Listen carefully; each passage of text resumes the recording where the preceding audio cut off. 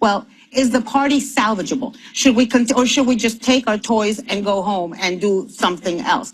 I think that's a real question. You have seen people like George Will, who have been longtime Republicans, take their toys and go home. Jeff Flake. You've seen people like Jeff Flake. And then Bob Corker. You see others who are fighting till their dying breath, like John McCain.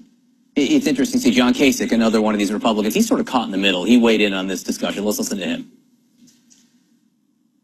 I think the Republican Party is gone dormant. Now, I don't know where the Democrats are. I can't figure out what they're for. But what I can say to you is this rise of people who are now disruptors is heartening to me. It gives me hope for the future of the Congress.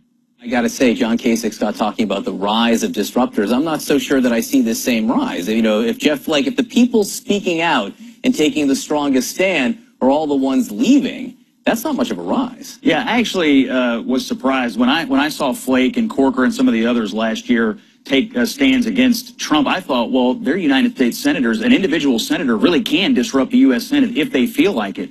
But if you look at those people who are so-called disruptors, they have some of the strongest pro-Trump voting records in the Senate. I mean, Flake votes with Trump more than Rand Paul, for instance. So if they really wanted to do something about it, if they were really mad, they would have disrupted, but they did not. Even Paul Ryan, who seems to give a pass on a lot of things, is really, really upset about tariffs. He's really, really upset about tariffs. Well, you know who can do a lot to check the president if you're really upset about tariffs? The Speaker of the House.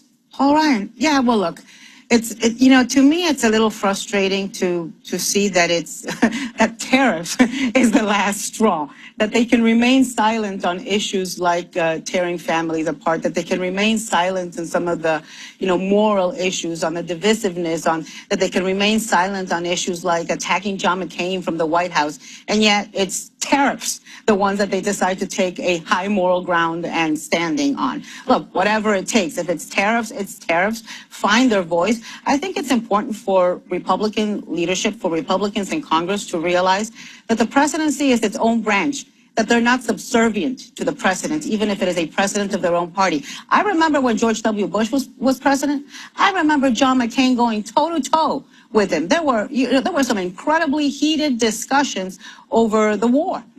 And, you just gotta know that you owe yourself to your convictions, to your principles, to your constituents, to those interests, not to the president of a party, even if he is able to do harm to you on a primary. If you are elected, for the love of God, show guts. Can I just ask, Scott, because I think I know where Anna stands on the current Republican Party and Trump, but is this the party you want? I mean, are you completely comfortable in this party right now?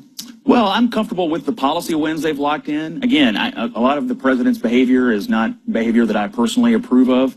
I am very comfortable with the direction that the Congress has taken us on policy. I've heard Mitch McConnell, the Senate leader, say this has been the most productive center-right era of governance in his time in Washington. That makes me very happy. Do I wish the president would take a different route on some personal behavior, some communications issues, and on some issues regarding race, for instance? Absolutely. You see, that's the core question, though. For some of us, policy takes priority, and there's issues that Trump has done with whether it's naming Gorsuch or whatever that makes people happy, keeps the base happy.